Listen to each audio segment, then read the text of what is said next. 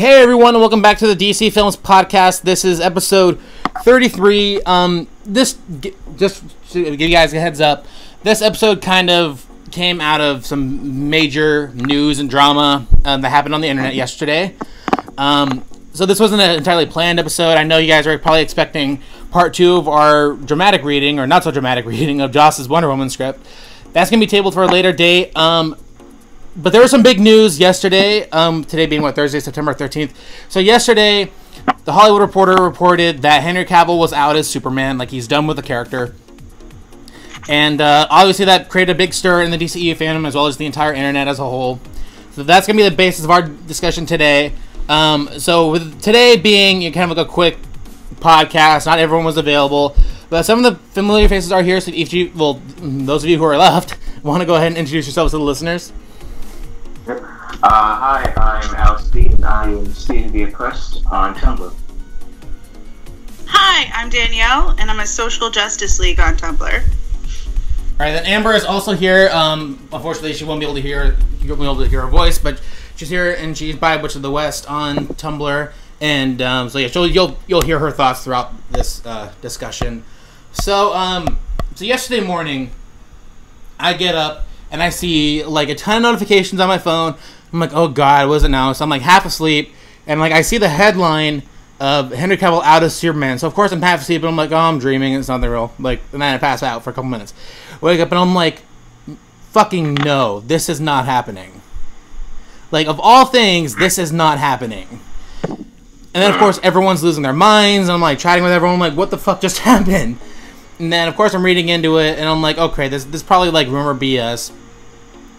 And I'm just like, seriously, of all things, this is the most random bit of news that could have come out, and I was so like confused and trying not to be angry, because I'm like, well, this probably ended up not being true, but yeah.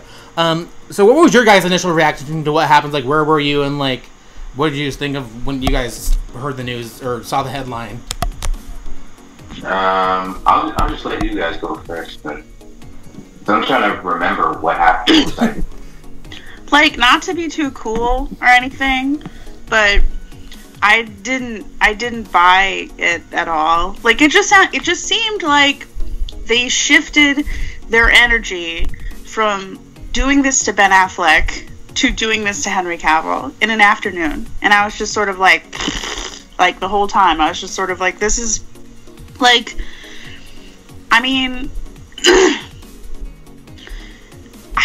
I just don't think that, like, if that had literally happened, that it would be, like, something that the freaking Hollywood Reporter would break. Like, I don't know. I mean, first of all, the Hollywood Reporter has done this before a couple times. And second of all,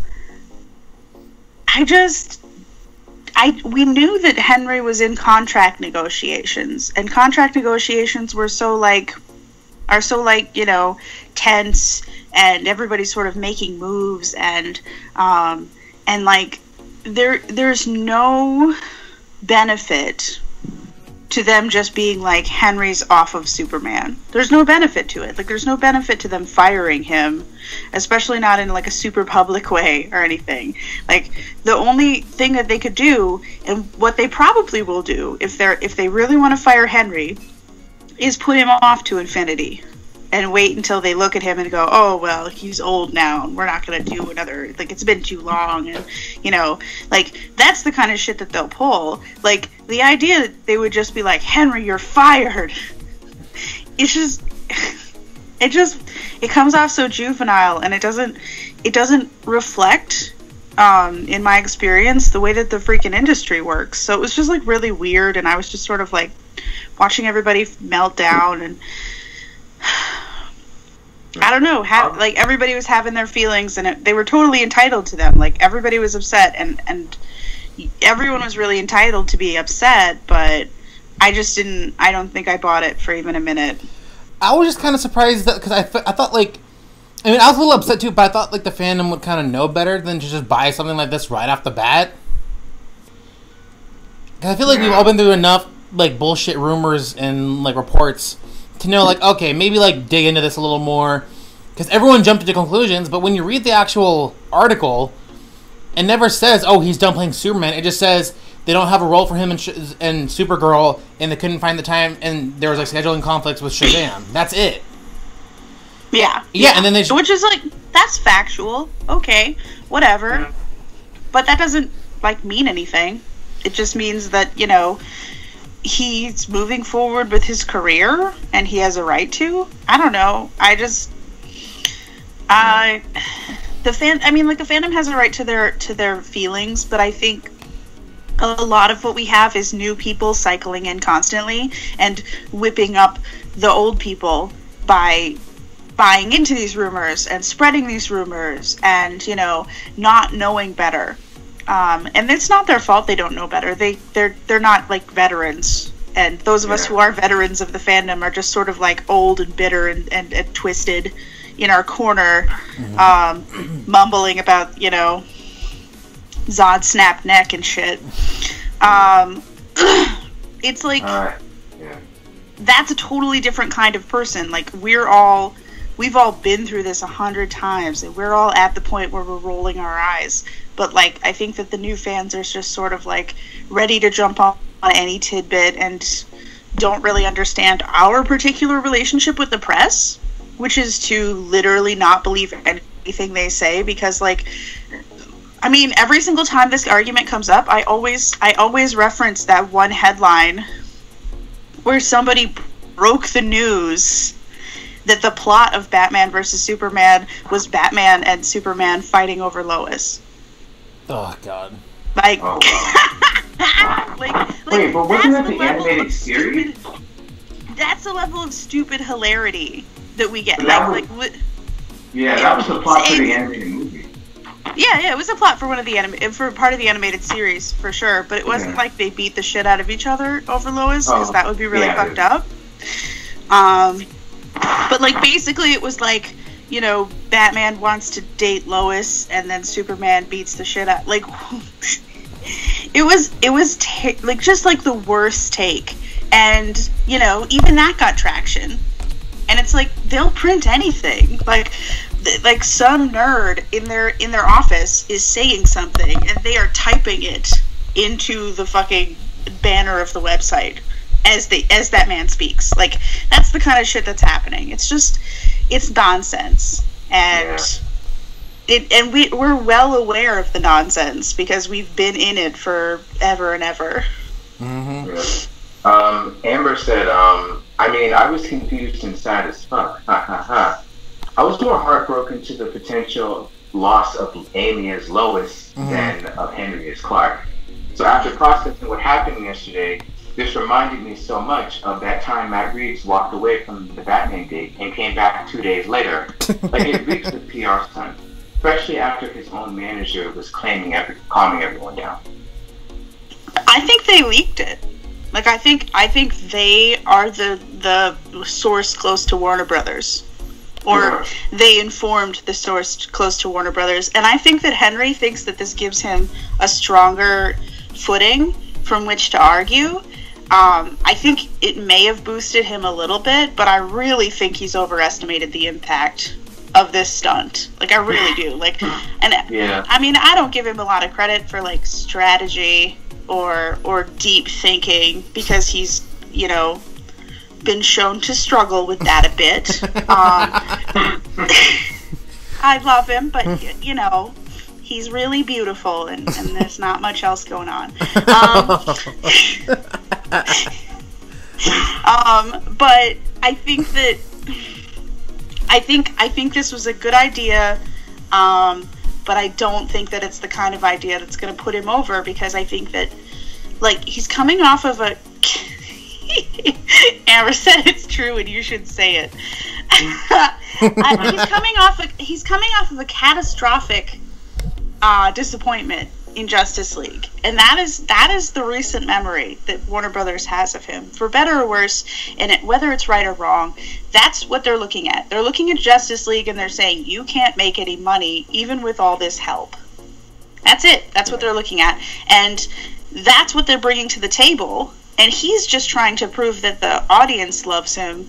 But it's like the last crowd tested movie that Warner Brothers made was a colossal disaster. Like, if they're stupid enough to keep listening to the crowd, they're dumb. Like, there's no help. There's no help for them if they're literally still like, well, what we should do is just sit and test audience up in front of a movie and just do what they want to do. Like, obviously that doesn't work. Obviously that's proven to be unsuccessful. Yeah. And it's a dumb strategy. Like, I don't think that Danny Garcia is a very good agent. I think that she was a good agent for The Rock, because The Rock is literally gravity. The Rock was going to be a star one way or another. I'm sorry. It was just like nobody needed to do PR for The Rock. I think her strategy is not great. And I think she doesn't really get what she has, because Henry's not The Rock. Henry's never going to be like a big time action star. He got famous on The Tudors. He's, a nice British boy who honestly should be starring in a lot of romantic comedies, and he's not, and that's dumb, because he's actually pretty funny. I think my thoughts when I first saw it... Oh, sorry. Go ahead. So my thoughts when I first saw it was like, at first, I'm going to admit, I kind of fell for it, in the sense that I was like, what? Because this was during a time where I didn't know, if Ben was still going to be Batman or not. And after hearing this, it's like, oh God, now Henry might not be Superman anymore. And then it just flat out said, no, he's not Superman anymore. It's like, oh Jesus Christ. So, afterwards, I was literally on my computer making up an entire thing for my YouTube thing to say, oh my God, Henry's not Superman anymore. This could be true, this could be not true, and all that. And then literally an hour later, that's when his manager came up and said, oh no, don't worry, the cake is still in the closet. I'm like, God damn it, I just got everything set up. I already recorded it and all that. So then more news started coming out and blah, blah, blah. And all in all, I needed a drink by the time the day was done. Yeah, even if I did, even though, like I know I got to a point where I was like, if it's true, here's how I feel about it. I got to that point, but yeah, either way, what a wild fucking day in fandom. Oh, I know. Holy crap. The DCEU, our fandom just, exploded. I've never seen, that's the thing, is, this fandom is very dramatic. We're intense people. We're some of the most extra people out there. But, this was huge. This was, and I think, who said it? Who was talking about, wouldn't it be funny if they announced Man of Steel 2, right after they broke our hearts just now? I think Cass said it. Cass, great technique. Yeah, Cass. I think Cass was the one who said it from. Yes, it was Comic Book Cass, Debate. Yeah, and it was just this thing where we were imagining if they brought us to our lowest low, and then just shot us into space, brought us to the highest fucking point. That would have been PR genius, because I've never seen the fandom like that, and I've been there for all of the drama. Yeah. Yeah, and then I just it's funny the way the fandom comes together in times like this. It's always, amazing, because people, doubt, how strong of a fandom we really are. The amount of shit we've been through, and people are just oh, you're just, a bunch of nerdy, angry, white nerd boys. Fuck off. And it's no, we're actually filled up of, literally, thousands and thousands of people who, for the most part, feel the same way about these movies. And, when Zack stepped down last year, or when we heard the news that he had stepped down, that day sucked, but we were all this is all about Zack, fuck the movie.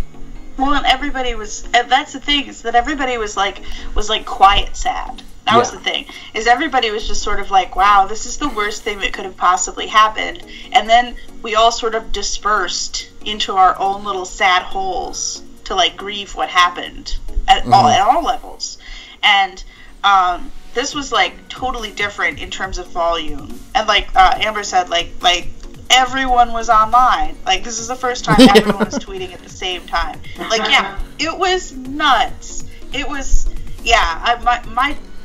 my Twitter feed has never been so active. I know. I was overwhelmed. I was like, I'm following too many people. Holy crap! Like this is too much. And you know what's funny? It's like stuff like this is big when like I have like family members texting me asking me how I feel about it.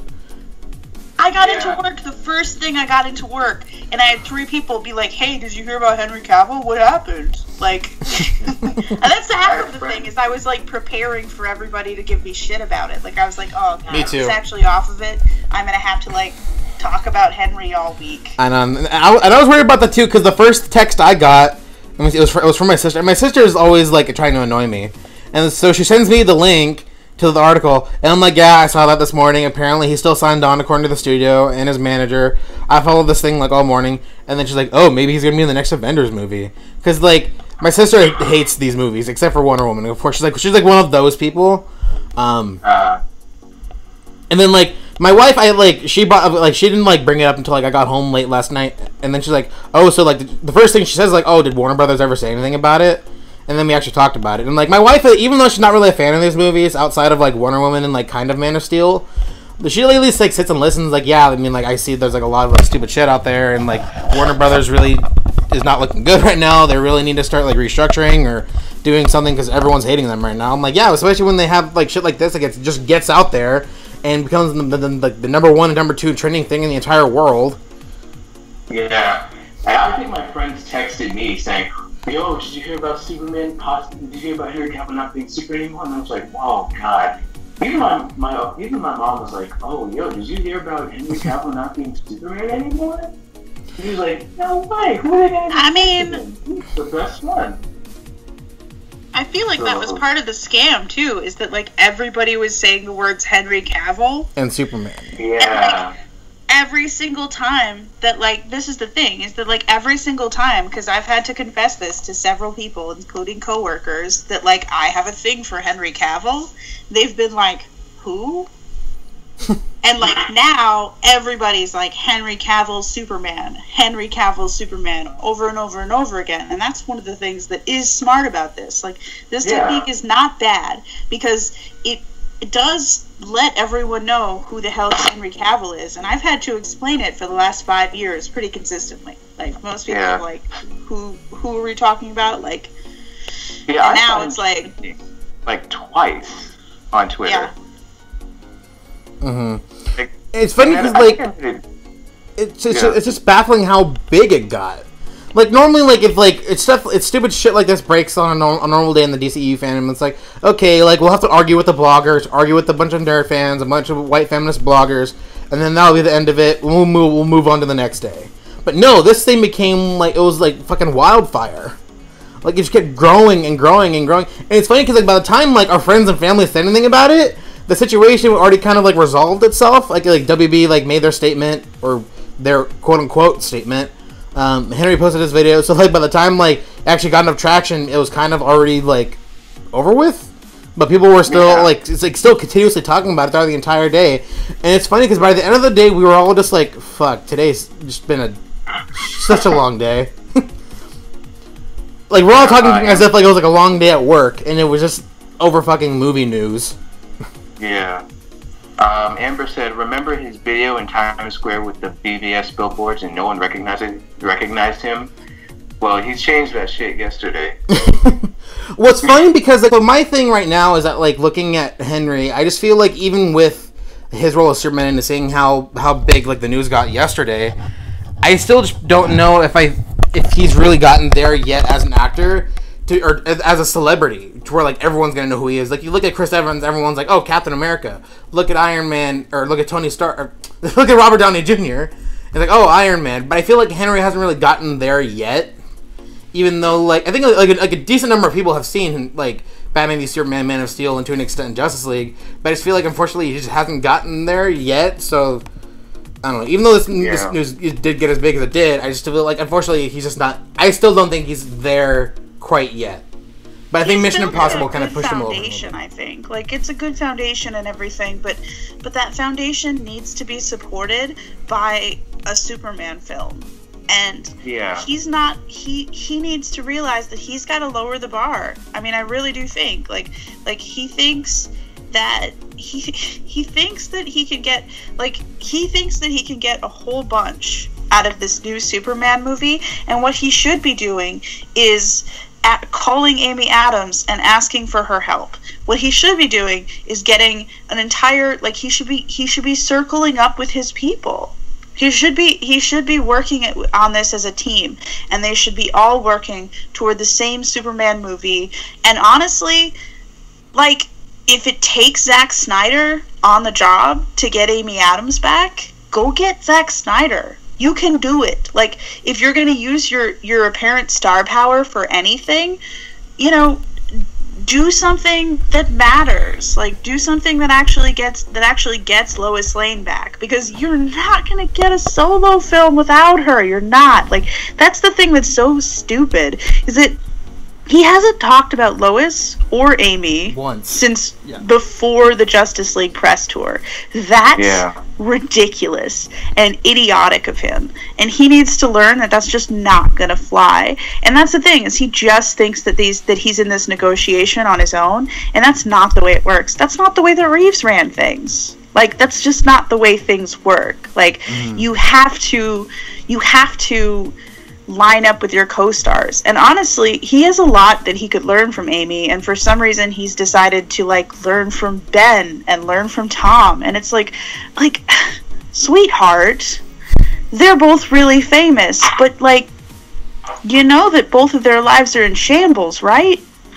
Like, I just, like, for Endgame, like, I don't understand why that's what he's chosen. Like, I don't understand the trajectory. I just think that, like, do you want to be happy or do you want to be famous? Because it seems like there's a choice, and you seem to be making the wrong one.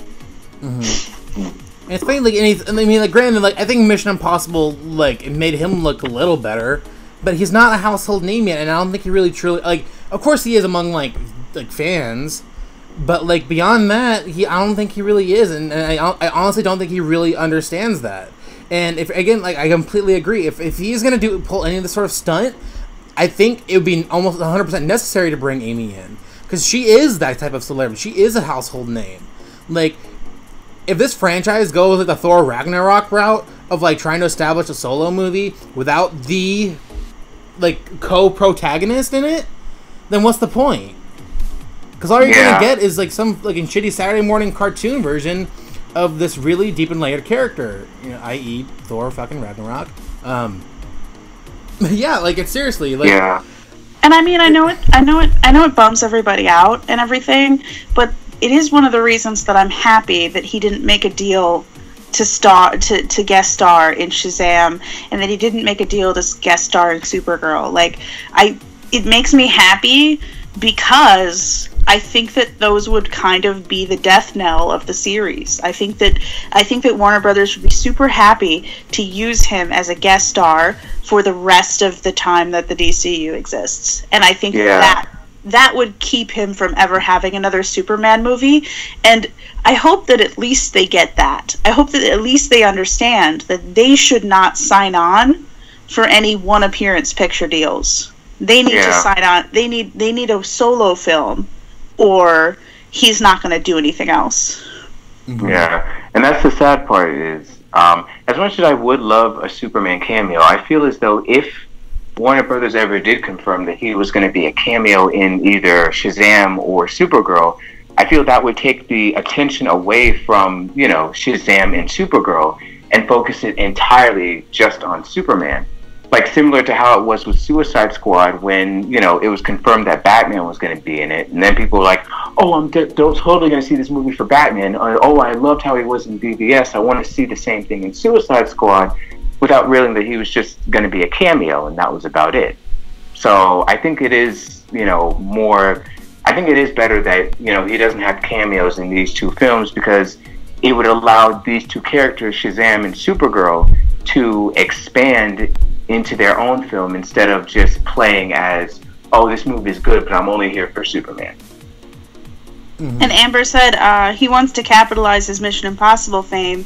He's getting the Witcher gig, and now he just needs the Superman film. But, like, that's the thing, is that, like, right now, I think it's very clear that what is good for Henry Cavill is not what's good for Warner Brothers, and vice versa. And I think that is why negotiations are going so poorly, is because Henry wants what Henry wants, which is to be super famous and super rich. And he's been pretty transparent about that. That's one of his top priorities. And that's fine, like, if that's one of his top priorities. It's kind of weak. Makes me a little sad, but, I mean, like, if that's where his priorities are, that's where his priorities are. Warner Brothers obviously doesn't have any confidence in Man of Steel or Batman vs. Superman. Like, we've made that very clear. Like, they couldn't have made it more clear. You know, they made an entire movie and tanked it into the ground. They destroyed an entire theater film and made, like, the worst box office take of all, just so that they could denounce Man of Steel and Batman vs. Superman. Just so that they could derail everything that Snyder was doing. Like, that takes some dedication, and basically, Warner Brothers doesn't want anything to do with Man of Steel or Batman vs. Superman. That's become super clear. Like, we've been defending them against that idea for a very long time, but we need to, like, give it up. We need to be like, okay, well, it's very clear where these guys feel. And what they feel is that they don't want this cinematic universe anymore. They want something new. And, getting something new, you know, it would be really easy to just recast Superman. I think it would be stupid, and I think it's an idiotic move, and I think, honestly, the only thing they have left to do is move to TV and pretend like all of this never happened. But it's not good for Warner Brothers to give Henry Cavill a whole bunch more money and power for producing Superman movies that they don't approve of. Like, it's not going to happen. So it's bizarre that he's arguing. It's bizarre that he's trying to negotiate from that ground. Like, he needs to be doing better, and the moves that he's making are not smart. And I think that he needs better representation. Yeah, I think with Henry, I never really thought of that. I never really thought that he was, you know, going big with Mission Impossible. I think, you know, he only was in that movie because, you know, Tom Cruise was a part of it, and I guess he assumed that would boost my credibility up a little bit. But, like, I don't think it really did, per se. I think despite him being in that film, I think most people still don't really recognize him as such. Because Mission Impossible was a good film. It did get pretty good reviews, but I don't think it was hailed as high to boost up Henry Cavill's, you know, acting career. And he's still Simon in the Pegg place. has been in a Mission Impossible movie. Jeremy Renner has been in a Mission Impossible movie. Neither of those actors did Mission Impossible make them a big name. Like, proximity to Tom Cruise does not increase your star power. It just doesn't. Like, it's Tom is a black hole of stardom. He just takes all the light, and that's fine. Like, he can't help that. For as much as, you know, I disagree with his existence, he can't help that. But I mean, being in a Mission Impossible movie is basically a networking opportunity. That's it. Like, he gets to network with a bunch of actors who are more famous and more powerful than he is. It's a good opportunity, but it's not him exploding. It's not him becoming a giant star. Being in a solo Superman film will make him a giant star. Hopefully, Witcher does really well, and it makes him a giant star. Both of those are really good moves. And he's moving toward both of them. I just think that he's going to blow the Superman thing. I really do. Like, I just don't. I think his representation is bad. He's not exceptionally smart about it, and I think they're going to fuck us over. And it sucks because I mean, you know, it sucks and also it doesn't, because I really don't want to see what Warner Brothers would do to Henry Cavill's Superman. I'm kind of happy that he's pure. I'm kind of happy that the only thing we have is some sort of demon gargoyle that took over his body for a movie. Like, I'm fine with that. Like, I'm just like, well, I can separate that in my mind from, like, Henry Cavill's Superman, but if they make an entire movie where he's smiling like a cheesy idiot and saving cats out of trees... Or snakes. Or snakes. Yeah. But that's the thing. Yeah, it's just, it's not gonna, like, it's not tainted for me. And a lot of that is, like, I don't know. I've seen a lot of my series get raked across the coals in the last minutes. Like, you know, I watched season 8 and 9 of X-Files, and I watched most of the revival, and everything was bad and nothing felt good and everything hurt. It was a sad time. It's still a sad time. And I don't want to do that. Like, that's the thing. I don't want to do that to Henry Cavill's Superman. I like the idea of just punctuating this moment in time by removing Henry from the role. And that's really selfish, but I don't think that Henry is being, magnanimous, so I don't feel bad. Yeah. Well, here I just wanted to say this, at least. Like, I would be upset either way, but here is the only instance in which I would kind of, like, say, if they're going to reboot him, whatever, is if they ever fucking release the Snyder Cut. At least give me that full arc that Zack was talking about. At least give us that exclamation point on that part of his journey. And then I'd be like, okay, fine. Like, I can emotionally move on. Like, okay. Yeah. Like, I'm not happy about it. But then I could kind of start, like, on a somewhat clean slate. But because Warner Brothers did us so fucking dirty in Justice League, it's just, like, I just have, like, that bad taste in my mouth. So I at least want something. At least one last hurrah of quality that at least help me be able to move on and be like, okay, fine, whatever. Like, and I wish the same for Ben too. Like, get one less good performance out of Ben before he hangs up the cape because Warner Brothers doesn't know the good quality actors that they have or the good quality talent that they have. Like, with anyways, not even just Ben, like, it's like Amy too. Like I think it's very, very curious that, like, how she has said absolutely nothing about the DCEU since Justice League, or since before Justice League. Like, I think a lot of that comes from just her mostly defending Zack, and she probably got blacklisted for it, at least from Warner Brothers. I maintain that her and Ray Fisher are the only loyal people on the Justice League cast, and that they are absolutely the force behind actually like loving and appreciating what Zack Snyder did. And I think that more of his cast owed him more. Like, I get that Jason has been, like, quietly but supportive of it, but it's like, when has Jason ever been quiet about a thing in his life? Like, that's weird. Like, out of Jason, I expected Jason to be super inappropriate about this. I expected Jason to, like, ruin interviews and make the footage unusable. That's what I expected. That's what I wanted from Jason Momoa, and I got nothing, because, I don't know, maybe James took him aside and was like, hey, I'd really like to make this movie. Please don't ruin it, but... Well, that's where I'm at. I feel like, if anything, like, Jason, it might be kind of, like, under the thumb, because he's like, hey, your movie hasn't come out yet, so you can still jeopardize your career if you say anything.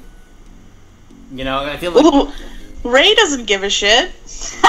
No, that's true. Ray may be pretty sure that he's never getting a Cyborg movie, though, and I don't blame him. Like, I wouldn't think I was getting a Cyborg movie if I was Ray Fisher either. But God, if anyone deserves a solo movie right now, it's him, because he was like the only good thing about Justice League. I can't even say that about Wonder Woman. What an amazing find in Ray Fisher. Like, this is the thing. Like, you can't argue with Zack Snyder's eye for fucking casting. Like, nobody disagrees with him. As long as you don't put the word Zack Snyder next to the casting, nobody disagrees with him. Nobody's like, oh, casting Jason Momoa as Aquaman was a terrible move. No one's like, oh, Gal Gadot, she's not Wonder Woman in any shape or form. Like, literally, everybody's just talking about how brilliant it is to cast Gal Gadot, not noticing that freaking Zack Snyder did it. I feel like Gal Gadot, I mean, and initially a lot of people said, like, oh, because she's an underwear model, oh, she doesn't have boobs, oh, she's Zionist, like, all this, like... Yeah, but then her movie came out. Like, that's the thing, is the proof is in the pudding. Like, then they made a movie, and they were like, oh my god, that's Wonder Woman. Like, it was beautiful. You know what's funny? Says, like, he cast the perfect Justice League, and even the side characters. Mm-hmm. And that's why, even, like, it's funny, like I was like, thinking about Justice League, like, the other day, and I'm just like, fucking J.K. Simmons was Gordon, and, like, no one talks about it because the movie was so bad. Like, yeah, that was a power move for me. J.K. Simmons as Commissioner Gordon. I think that's probably one of the like, of all, like, the side characters, I think that was a great casting move. Because everyone was like, oh, the MCU can just bring him in as J. Jonah Jameson again, and it'll be like a nice wink to the fans, and blah, blah, blah. And of course, at the time, and I'm like, okay, fine, like, whatever. But then DC swooped in and was like, nope, he's Gordon. And I'm like, oh, shit, like, Zack fucking did that. And it sucks because, like, even, like... Well, and it also reflects, like, that's the thing that made me so mad yesterday, and that was the main thing that I had to go off about, was, like, casting J. Jonah Jameson was not, like, a thing that he did to Marvel. It was a thing that he obviously did because he's a massive fucking Spider-Man fan. Like, it's a thing that a fan does. And the whole idea that somehow we just arbitrarily decided that Zack Snyder hates these characters is so fucking stupid. It's so offensive to me. Like, I relate to it so much as a person who's, like, fanness, like, my love for things comes out in, like, intensity, and often it's just, like, screaming anger. Like, it's the reason that the DCEU speaks to me, is because, like, yes, I like to get really whipped up about things I love. I like to dissect them until they fall apart. I like to, hold them under the water and drown them. I just love really violently. And I just... The idea that that's somehow less valid, like, that's a less valid way to love a character than it is to, paint him as a saint and make sure that he's, like, a blemish-free angel just floating through a fucking movie. Like, that makes me so mad, because it's like, basically you're just saying that, like, there's no way to love things except for the exact way that you love things, and no way to appreciate these characters except for the exact way you do it. And, like, that's so ugly, because, like, we all do this differently. Like, all the fanness comes in many colors, and it's like, the idea that there's no, like, difference between the way that you love Superman and the way that I love Superman, because I don't love Superman, just because I want to take him seriously, just because it's really important to me that we actually care about the thematic resonance of this character. Like, that's the way I love him. Just because I love him in a deconstructive way, all of a sudden that's not what loving this character looks like. Like, it's so ugly. It's so stupid. It's just like, it's the most base thing I can think of. And it's so offensive. Like, it's offensive to me on a personal level, and I think it's also really offensive to Zack Snyder. I think it's the most offensive thing people say about him. Like, and I'm including, like, all the terrible shit that they say about him. Like, they'll be like, Zack Snyder hates his mom, and I'll be like, okay. And then they'll be like, Zack Snyder hates Superman, and I'll be like, wait a fucking second, don't you dare. And, like, that's, probably not the correct reaction, but, like, that hurts me so much more, because I think it's, like, it's such a vile lie. Like, everybody understands that people are being stupid and hyperbolic about Zack Snyder and his personal life. I mean, it's fucked up, and it's stupid, and it's offensive. But, like, everyone honestly believes people when they say Zack Snyder hates Superman. That's appalling. That's absolutely ridiculous. Like, what a ridiculous fucking thing to say. Like, we've gone through these movies with a fine-tooth comb and found, like, a treasure trove of stupid nerdy shit. Like, he fucking loves Superman. Like, these are a love letter to Superman, and you're just acting like, what? He's just trashing a fucking mythic hero? What? For his own edification? Because he's a edgy fuckboy? Like, what do you think is happening here? Because all I see is the dude who just really likes Superman and likes him in a different way than you do. Well, you know what's funny? Like a lot of especially in the last couple of days, I've been seeing all these fucking verified bloggers and shit saying all this stuff. The types of guys that are saying this are the types of guys who are, one, erasing the people of color in the fandom, first of all. When they're saying, just the white nerd fuckboys in my mentions just because I crapped on Zack Snyder and blah, blah, blah. And then you'll, scroll through the Twitter, and all they do is, attack women, say, really subtle racist shit. And I'm just okay, so obviously you don't like Superman because Superman is the person who would fucking hate you. You're the person Superman would fucking try to throw in prison. You're the type of person that, we all should fucking hate. But because you have a blue tick, you think people should fucking listen to you. I'm so tired of that fucking mentality of these people. And, very rarely do we ever get people who the only person who said anything, actually nice without being condescending was Dan Jurgens. Dan fucking Jurgens, of all people, said for what it's worth, I fucking love and well, he didn't say fucking, but he said, I love and respect Henry Cavill Superman, and I want him to have better material, or something along those lines. But he was he's the only person yesterday, who's quote unquote verified, that said anything remotely nice about the subject. About Zack Snyder and Superman. And it's ugh. That's not true, though. Stephen DeKnight did say something, and it was beautiful. And I love him so much. Everyone should follow him on Twitter. Please go do that. Anyway, that's just... He's verified, and he's also a fucking saint and a very nice man. But anyway, we have DCEU fans. But yeah, the only comics professional that I saw say anything nice, including who the fuck is the author that who the fuck is the artist that I just unfollowed over this stupid bullshit? Wait, the only one I know that you talk about is Jimenez, but... Nicola? Is it Nicola? Scott? Nicola Scott? I think so, maybe.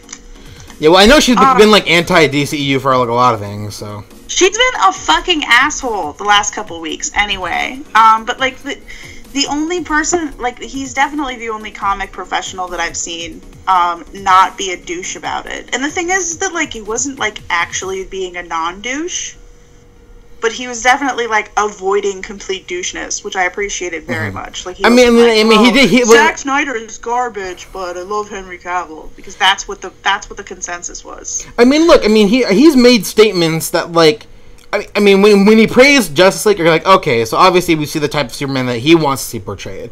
But at the same time, he's never, openly said, again, fuck Zack, I think this movie's a shit, how dare he take on my Superman, blah, blah, blah. Because he understands that, that's the thing, is that he understands that there are different versions of Superman for everybody, and that's the thing. That's why he's actually the only good Superman writer working right now. That's it. He's just the only guy who actually gets it and is actually kind of well, there are lots of different versions of this story and all of them are valid. Oh my god, what a fucking transformative idea. It's almost it's a fucking fable. There are 10 different Robin Hoods too, but nobody's oh, well, that's not my Robin Hood. Eat my ass. Nobody cares. Actually, there are people who are like that. Who are oh, it's terrible. That's the reason that I didn't use the reason that I didn't use the Legend of Arthur, because I know there are people like that. They make me want to punch things. It's really bad. Oh god. But yeah, and that's why I'm always so baffled how many comic book people are so for some people literally all they do is trash Zack, and I'm you have and some of these people fucking worked with Zack, and they've worked on with Zack on his films, and all they do is trash the dude, and I'm okay, first of all, how dare you disrespect some I'm sorry, Amy. Amber. Amber needs some attention. You did. Sorry, Amber. He was confusing you with Amy Adams. I'm sorry. But she says, I've had to unfollow so many comic artists and writers because they always have the most garbage opinions on the DCEU. I had to follow Gail and Nicola Scott months ago. Daily reminder that Bendis can go fuck himself. Oh yeah, Bendis we've known for a while is one of the worst things to ever fucking happen to comics. Wait, which one's Bendis? Brian Michael Bendis. He's the guy who wrote Superman. He wrote Spider-Man and is now like the primary writer of like all things Superman. We imported Bendis from Marvel, where he was fucking up, Miles Morales a lot. Oh, that guy, yeah.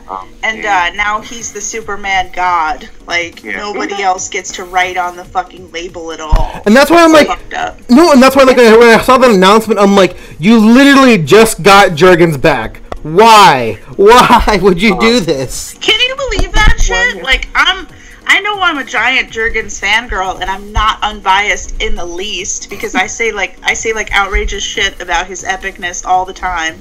But it's Dan fucking Jurgens. Like, how many times are you gonna ask him to pull your ass out of the fire? Like, why do you have to set your ass on fire before you ask him to do that? Like, why do you have to set your ass on fire in the first place? Just stop it.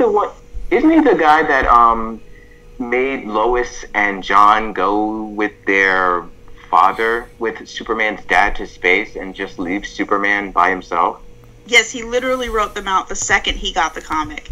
My god! And it's funny because when he shot them into space with Jor-El like a fucking asshole. And you know what's funny? And he went on. Wants to write Bachelor Superman because he's fucking lazy, and he invented all these side characters because he's fucking lazy. He doesn't want to figure out how to write Lois and John, and he's just decided that instead he's just going to write all these OCs because you can't argue with an OC. Like, this is the hacky, stupid behavior that you see from people like Mark Guggenheim and Joss Whedon and all these fucking half-ass, stupid white boys who can't actually write and got hired because of their friends. This is how they act, and what they do every single fucking time is go, oh, well, what's the road that's lowest? Like, what's the easiest way to do this? I want to go all downhill. So basically, they just get rid of characters that anyone could argue with them about. Like, because he knew people were going to say, oh, that's not what Lois would do. Because it's not what Lois would fucking do. But if he invents a fucking OC, then he can be like, well, it's my character. She does that. You know, like, that's... like, what? And it was so hilarious because like initially when all that stuff started happening, he's like, no guys, I love Lois and John. I'm stop calling me sexist. I'm not. And it's like, dude, you're literally like you're making it so incredibly clear what you're doing. Stop lying. Yeah. You're lying to yourself because we know exactly what it is you're fucking doing. Like, you're not like we don't buy this fucking act that you're putting on. Like, granted, like, I don't care like if DC wants to suck your dick. We aren't lining up for that. We see through your shit. Like, He was literally talking directly to fans and like mocking them for being worried about this shit. I know it was fucking Lois Lane into space. I just can't even believe that he still has a fucking job. Like, imagine like I'm not going to my job and talking to customers that fucking way. Anyway, sorry. Yeah, but Amber said he always does this shit though. He did the same thing when he added Angela to the Guardians of the Galaxy. And he just completely erased Sarah from the narrative after Angela literally went to hell and conquered the damn thing to get her girlfriend back. And Tom King is walking the same path. This is what we're doing. Like, this is the status quo of comics right now, and it's impossible. Like, that's the thing, is that's why I've more or less quit. Like, I'm gonna pick up Wonder Woman when Wonder Woman gets good again, and that's it. Like, that's it. Like, I don't have any reason to read any of these other fucking comics. And honestly, if the industry goes under, it's only its own fault, because it's just not listening to feedback whatsoever. Yeah, and like, there are a million things they could do to lift sales, but they don't. Yeah. Well, literally, the only thing I'm excited for is G. Willow Wilson on Wonder Woman. That's like literally the only thing keeping me interested in DC right now. Because other than that, I could literally give two shits. Did you see what they were doing with Nightwing and this new event going on with DC involving, like, there's someone apparently killing the heroes? Oh, it wasn't some, like, mental health thing, and, like, they're literally, like I think... Oh my god. Oh my god. My problem with that one is, with the Nightwing thing, especially, because apparently Nightwing loses his memory. Isn't that the case? And then he gets this really bad buzz cut hairstyle. Oh god. We can't. I can't. I'll burn the place down. I don't know what to tell you guys. Yeah, I can't even start.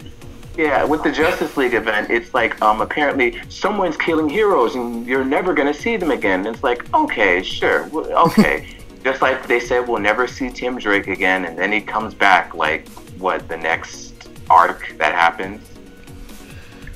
God. And then Amber says, you had James Tynion write a bomb-ass comic in Detectives, and Kelly Sue in Aquaman, and Danielle and I talked about it a bit here. Oh yeah, you two talked about it. Oh my gosh, we talked about the mental health thing, and I can't even be, like, literally, I'm so glad that we typed about it, because every time that I speak about it, I feel like I just need to stop saying words and just start screaming things. Like, I just can't. Like, it's unfathomable. I just didn't think that it could get this bad. And it hasn't been this bad since Wonder Woman offered her black boyfriend a fucking slave collar. Like, wait, that whoa, is whoa, how whoa, whoa, bad whoa, it is what? right now. Wait, Holy shit. Do you guys not know about this? Do you guys not know about this? I've never heard Holy this. Shit. Holy shit. Oh, when was this? How, when, This is who, and why? the most fucked up thing that ever happened in Wonder Woman. And because I just described it, you understand that it absolutely is. Wait, There's no getting worse. What? Wait, when? What did you do? Hold on. That was Earth 1. Yeah, was that Grant Morrison? I don't want to God. say it out loud. No. It was the Earth 1 series. Oh, God. And I was actually excited for the Earth 1 series. All I heard was bad things about that Wonder Woman. It was so bad. Oh, my God. I was like reading it and being like, you should put this down. It's evil. Like, something bad is happening while you're reading this comic. Oh, my gosh. It was part of my my pre Wonder Woman movie like reading blitz, and I read a whole bunch of Wonder Woman, and I don't know why I picked up Earth 1. It was just in the pile, God. and I picked it up, and I am so sorry I did, and holy crap, it was like fucking. Oh my God! I see the image. Isn't it terrible? It's like, just as bad as you would think it would be. Yeah, she says to save a life is to be tied to that life. Know that I will take care of you and keep you from harm, but first, you must be willing to submit to loving authority? Oh. It's so bad that Marston is rolling in his grave. That is not what he fucking meant, you crazy bitch. What the hell? Oh my God. Like, they tried to disguise it by saying, oh no, it's just for, like, sadomasochism. Nah, I know exactly what that I'm means. sorry, it's the first time that he's ever not been white. It's the first, like, come on, and you went straight there? You're a piece of garbage. Like, like, I can't even, like, just the page is so, like physically repulsive. It's the most fucked, like, that's the thing, it's the most fucked up thing in comics, and this mental health bullshit is, like, second in line, right behind that bullshit. Like, that's the hierarchy right now. It's fucked up. Oh man, and it only gets worse as I keep looking. I don't know how does shit like this pass. Jim Lee recommended it at the Wonder Woman 75 panel at SDCC. Did not. He did with fucking Patty not. Jenkins sitting right there. Oh my God, Amber, that's terrible. I can't even. Oh my God. Why? Everyone in comics is a garbage bag. What the hell? Oh my God. And that's why, like, I mean, this is a little off topic, but did you guys see that live stream for the DC Universe thing? It was like a week or two ago. No, I didn't. Okay, so I mean, you guys may or may not have seen this. And so like Kevin Smith is running the whole thing. Of course, Kevin Smith is like he's just a really happy nerd. So like he's just excited to be there. And he's like talking about all the stuff. And then all of a sudden he fucking brings out Hector Navarro, as he's gonna be like one of the new hosts of the DC Daily Show. Oh yeah. Oh, I heard about that third hand. Holy crap. And then I'm just like, oh my God, why? I mean, I didn't at that point. I once I knew Hector Navarro showed up, I'm like, nope, I'm done watching this shit. Because I've met that dude in person once, and he seemed like the most pretentious fucking asshole I've ever met. And it was oddly enough, and it was at the screening for the Ultimate Edition of Batman v Superman. And I was waiting in line, and I was standing with these guys, and I was talking to these guys, and the guy's like, oh, Hector Navarro, and I'm like, who? And, like, I could tell he kind of heard me because I saw him roll his eyes. And he comes over, the guy's like, oh, can I take a picture? And then he's like, hey, dude, can you take a picture? I'm like, fine, sure. So I took a picture of the two, and then he walked away, and then I overheard him talking with fans, like, not too far from me, and oh my god, he was the most, like, fucking, like, he was the biggest just fucking asshole ever. And just to me, I just don't understand how, like, DC, and just comics in general, can't read the temperature of the room when it comes to shit like this. Like, they think, like, the biggest assholes are the ones they need to hire. Like, how these fuckers keep getting work. Like, having someone like Hector, who has blatantly trashed your movies countless times, your directors countless times, your fans countless times, and he's the guy you want on your fucking daily talk show.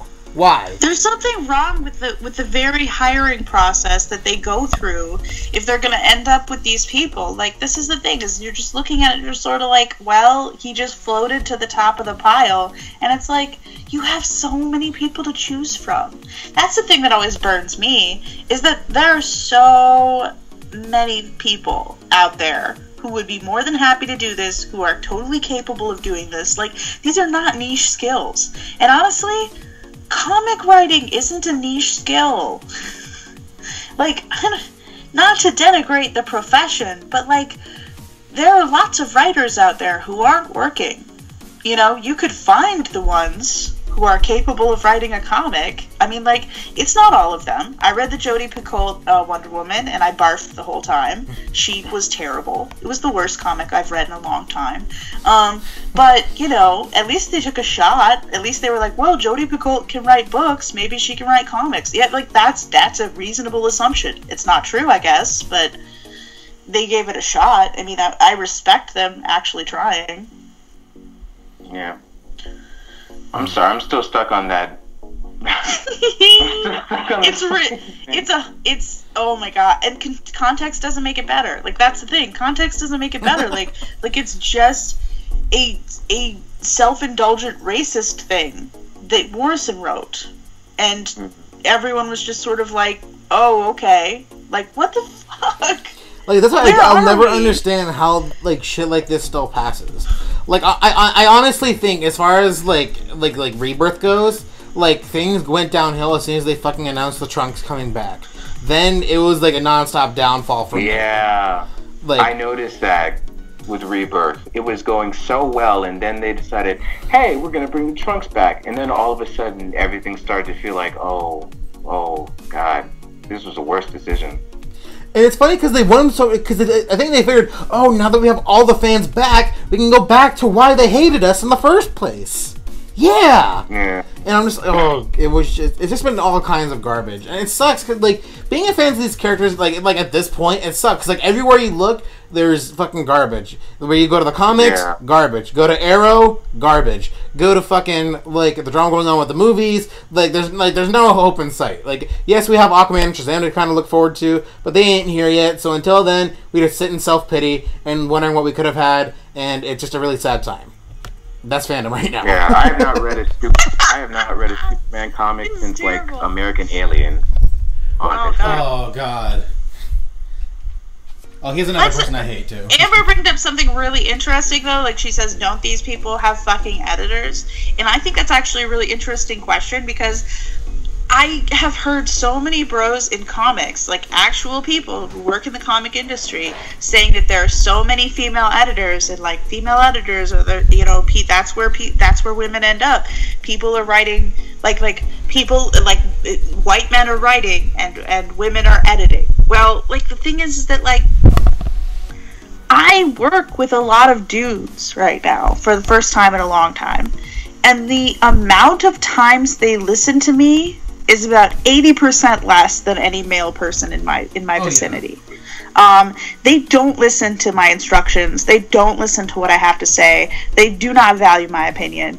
Why do we expect different from dudes working under female editors? Like these things are happening, and like, I mean, like, I'm sure that there are female editors giving like their, you know, best thought recommendations, but at the end of the day, they're not being socialized as women to actually give that kind of feedback in a way that's like, do this or I'll fucking eviscerate you, because that's the kind of feedback that they need. And dudes are not being socialized to listen to women about their actual opinions. So they're listening to this and they're being like, well, she said things and I respected them by listening to them for a whole minute and then doing what I was gonna do anyway. Like I know how this is going because like I work in a regular workplace. Like this is how that kind of shit goes. Like all of the people who have extra power in my workplace, all of the managers are women. All of them. I can barely hear some of you. I think you're breaking up for me. Really? Really? I can hear you clearly, Danielle. I mean, it must be on your end then now. Okay. Yeah, it's probably on my end. Yeah. Okay. I can hear Danielle perfectly. Okay, because I'm connected to Wi-Fi now, so okay. I should be solid, but there's not much I can do beyond that. Yeah. But I have so this is kind of a little off topic. But have any of you guys have ever watched the show New Girl? No, I haven't. I've seen a little bit of it. I have a friend who's really into it. Okay, well, the only reason why I bring it up is because my wife and I have been binge watching it, and we just had literally within like I can't even remember what day it was. It was like within the last week we were watching this episode of the main girl Jess at her job, and it's like the whole basis of her whole plot of the episode is trying to prove to her employers, because like literally what you bring up is that like it's like a male dominated place of work.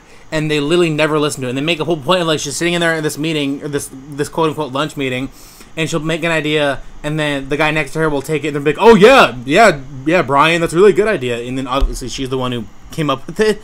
So the whole point, basis of the episode, is the fact that like the men never will listen to any women unless they're managerial in a managerial position in these jobs. And I just think it's hilarious because I literally just watched that episode, but Wait, what show is Every time sitcoms do that joke too, it's like it's vindicating, but it's also like not funny to me. Like I'm always watching it and I'm like, yeah. Well, no, I mean, like, at first, I thought it was like kind of funny, but like the only reason why I even bring it up is because like obviously like we're talking like this very issue like in comics and like in your place of work, like, and it's just fresh in my mind. So not that it was hilarious, but just that it's but I just think it's always funny to me how unfunny it is. Like I'm always watching it and I'm like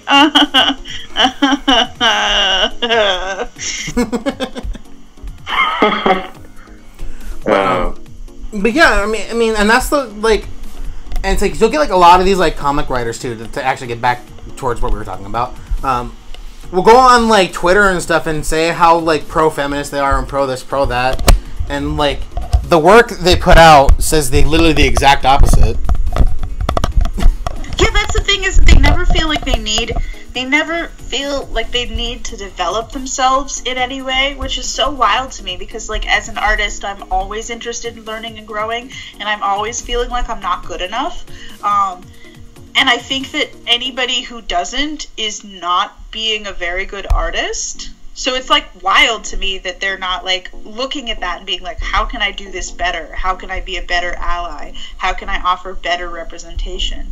I mean, this is exactly the problem with Bendis, is that Bendis comes in and he's just sort of like, well, I'm the best thing that's ever happened to Superman, and I'm not really sure I can write Lois, so I'm just gonna shoot her into fucking space and then have her come back and fight with her husband for 10 episodes. Like nothing makes any fucking sense, because like he just doesn't care. Like he just doesn't care enough to be like, well, how could this be an opportunity that would help me grow? And that's the thing that's so refreshing about Snyder, to bring everything in the entire universe back to Zack Snyder, because I always will. That's the thing that's so refreshing about Snyder, is that like he so obviously wants to learn and grow to the degree where he makes weird, wild decisions in his movies. Like I'm not like crazy about Sucker Punch, but like I respect the hell out of Sucker Punch. Like Sucker Punch is an amazing effort. It is actually him live action grappling with an idea. How cool. What a great film experience, whether you like the film or not. Like, what a cool thing to be able to experience live with an artist. To have him just be like, I'm super mad about this. I think I'm gonna make a movie about it. Like, wow. How really, really fucking fascinating. And the thing is that since Sucker Punch, since Watchmen, you've seen this arc of growth that is so strong and changes in every single film that he's instituted from what he learned in the last film. And, like, that's what artistry should look like. Like, that's the reason that Tim Burton isn't good anymore. That's the reason that Joss Whedon never became Joss Whedon. Like, that's the reason, because they just stagnate. They just stop, and they don't want to learn anymore, and they don't want to take risks, and they just find something that works. They get comfortable, and then they do it 75 times until they die. And, like, how sad, how empty. What's the point? Why even practice art if you're not going to actually practice art? And that's why, to kind of bring this full circle back to Henry, and kind of what we were talking about earlier, I feel like he's going movie for movie just trying to get bigger. Not even necessarily trying to be, a better actor. I mean, I think he has grown as an actor over the last few movies I've seen him in, but, I feel like he's not pushing himself to be better, he's just pushing himself to be bigger. And that's before we go on, Amber wanted to say one thing with Zack. I feel like Zack is just experimental with every movie he makes, and he approaches every project with the phrase, "Wouldn't it be cool if this thing happened?" And I admire that. I admire that so much. I kind of agree with that, because I think that's what you need when you're doing any kind of film or any form of art, because you can't keep relying on the same tricks over and over again. Otherwise, you're just going to keep making the same film, and at some point, people are going to get sick and tired of that. That's why Transformers not the only reason why Transformers ended up failing as it is, but it's because, Michael Bay just kept doing the same film over and over again, and he didn't add really anything new to it. It's just a continuous narrative from the first film, and he didn't try to change anything. It's also the same with, Quentin Tarantino. I used to love Quentin Tarantino movies until it started to feel like every one of his movies felt exactly alike, and there's just nothing that evolves them.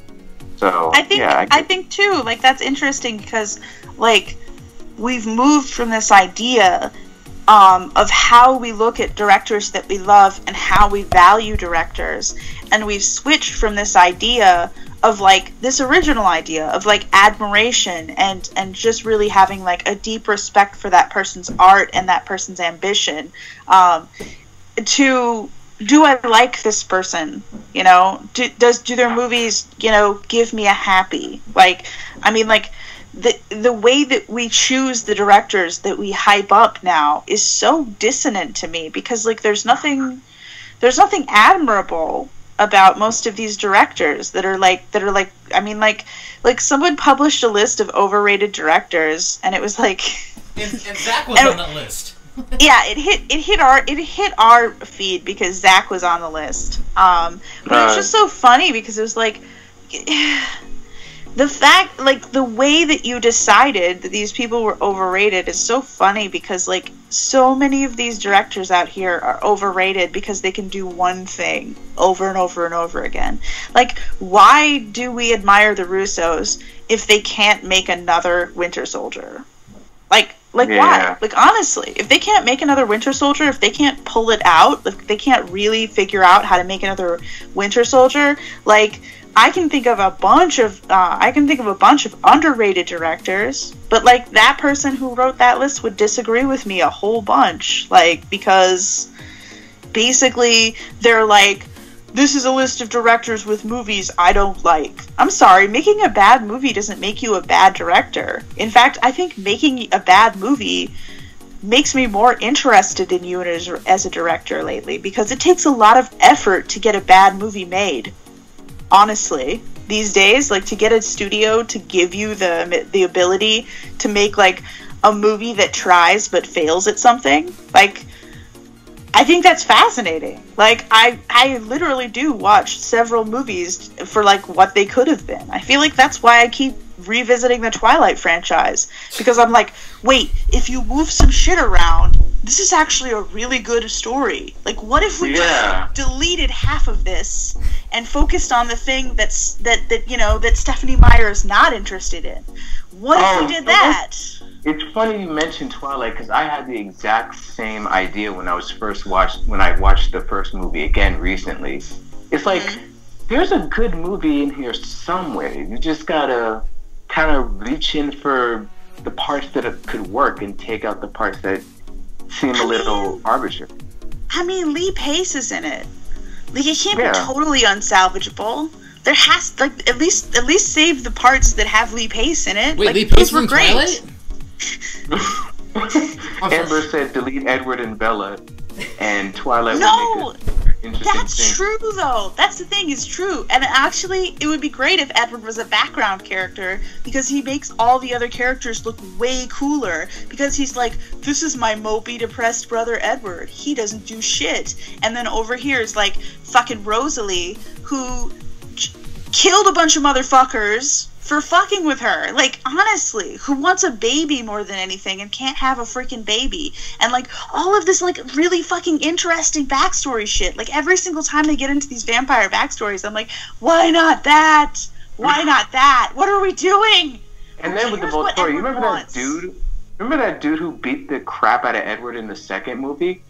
I wanted to see more of that guy. He was so well cast that I was just watching and it's just like, this could be cool. It's alright. You can kill Edward. It's fine.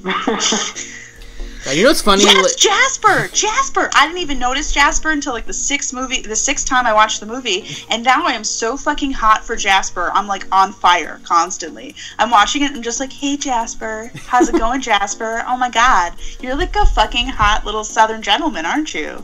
Like, it's changed my entire perspective on the, like, I watched so much of those side characters. Yes! Leah Clearwater. Like, honestly, we could have a whole fucking, like, I really do actually want to have a whole, like, Bitter Geeks episode about Twilight, because, like, my girlfriend said, well, you're watching it, what did she say? It was so fucking brilliant.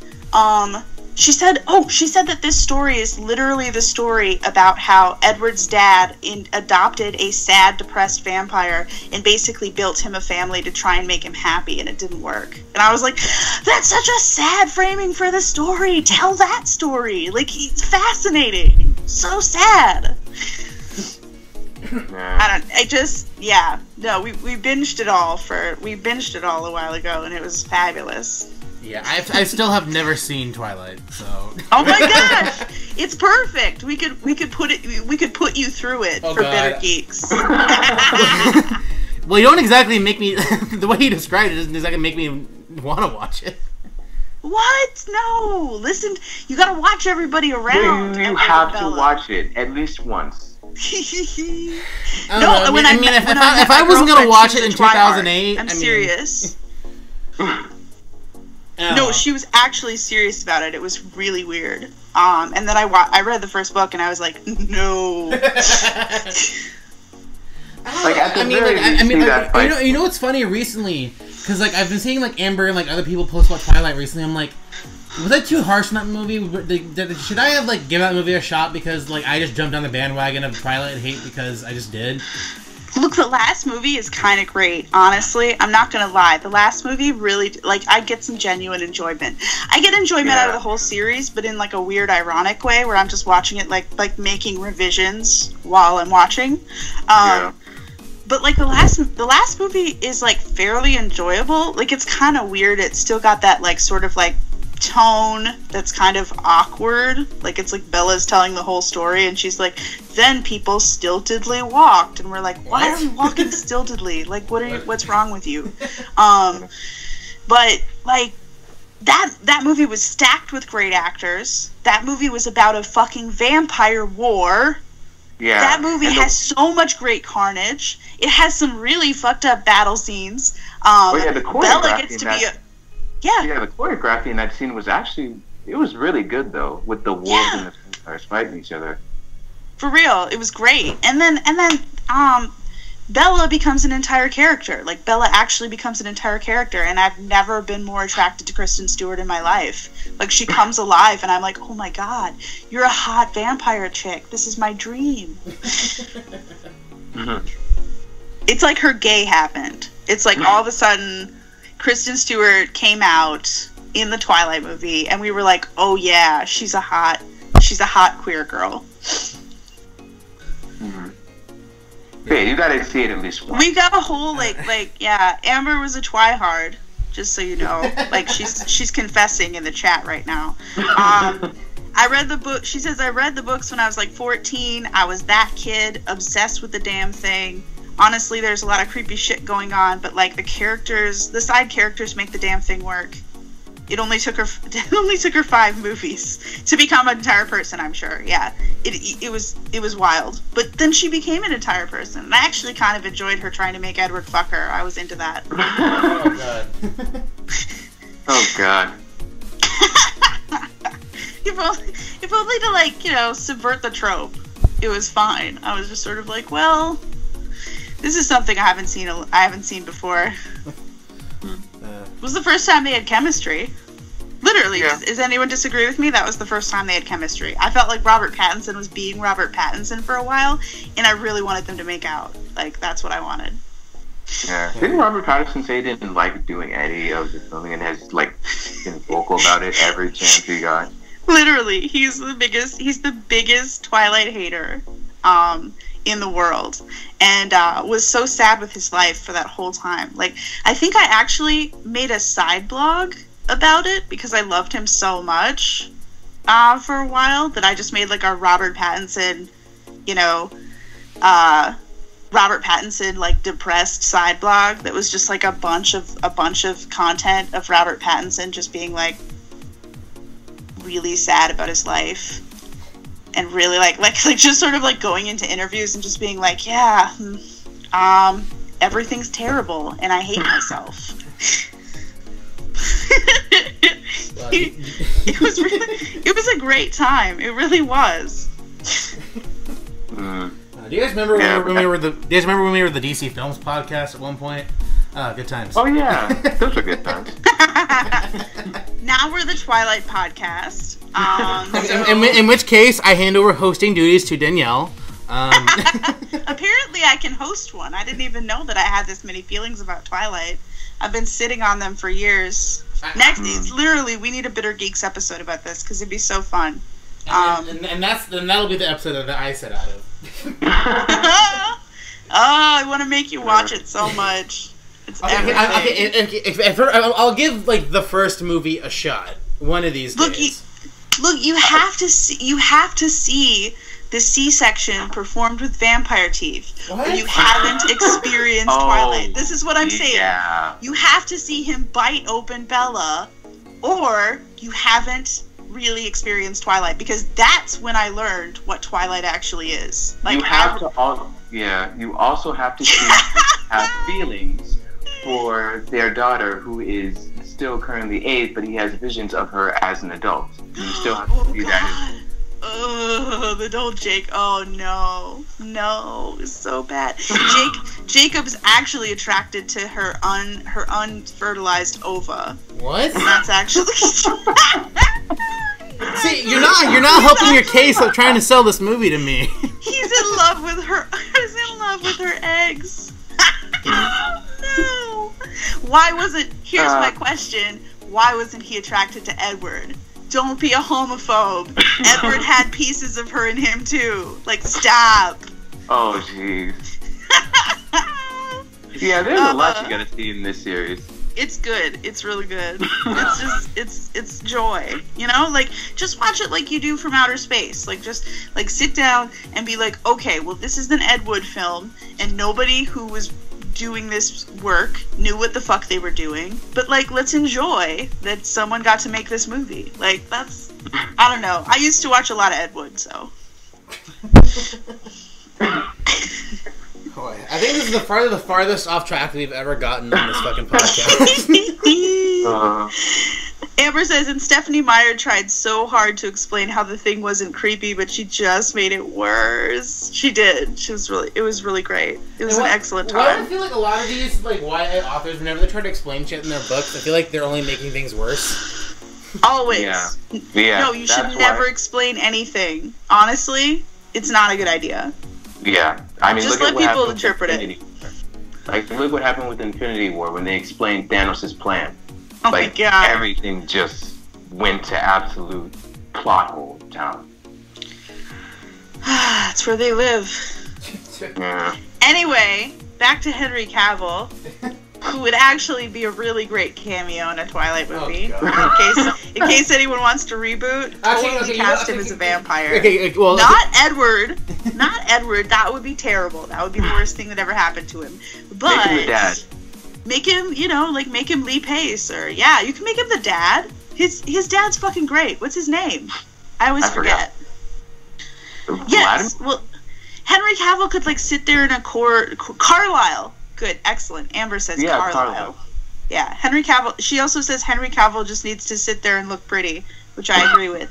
But he could also menace a little. He could growl, and maybe make him one of the non-vegetarian vampires so that he can have pretty red eyes. These are all my ideas. Hire me. I would make a Twilight movie. I'm sorry, I would.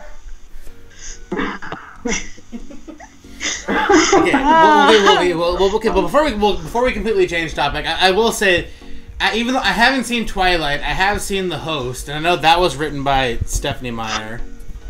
I didn't see it either. No, I didn't see that one. That was it was. I know critics hated that movie, but oddly enough, I didn't hate it as much because I think conceptually it's interesting. It's almost like a post-apocalyptic, also kind of utopian kind of.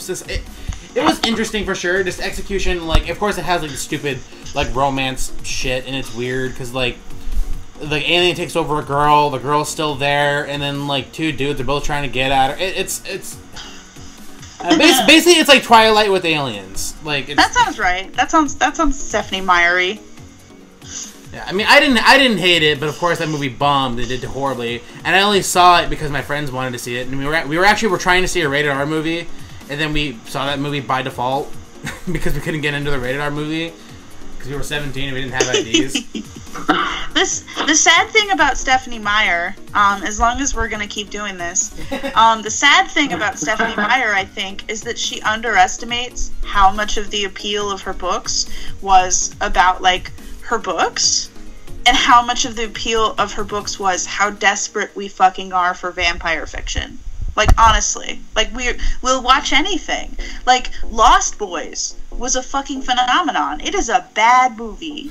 I have a friend who would physically attack me if she heard this podcast, but she's not one of our listeners, so whatever. It's a bad movie, but we are so desperate for vampire stuff that it became a huge phenomenon. What's that other terrible movie that they redid with David Tennant and Colin Firth?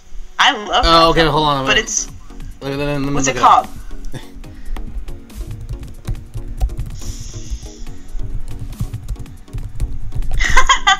Amber says, it's always two dudes chasing the girl, and we get it, Stephanie. You didn't get asked on a lot of dates. Well, also, I think you have to keep in mind that Stephanie Meyer is a survivor of the Church of LDS. Which means that everything that she writes is tinged by the fact that she was brainwashed by the Mormon cult, everything. So you really have to look at basically her thesis for the last book is that babies take over your body, destroy your life, and try to kill you. So I didn't know she was part of the Mormon group. That actually explains a lot about Twilight scene. Yeah, that's the thing, is that the whole idea, I read a website once where someone actually broke it down metaphorically about why the vampires sparkle and why they're pure white and all of this stuff that's there's a bunch of racist shit, but also it's all just put set on top of the Mormon church, the LDS the LDS teachings can be like found basically in the theory of Twilight. And I'm sure lots of people have written about it because it's really fascinating. But like when you actually take it apart, you can see like all the stuff that Stephenie Meyer was taught that she sort of had to like exercise in this book.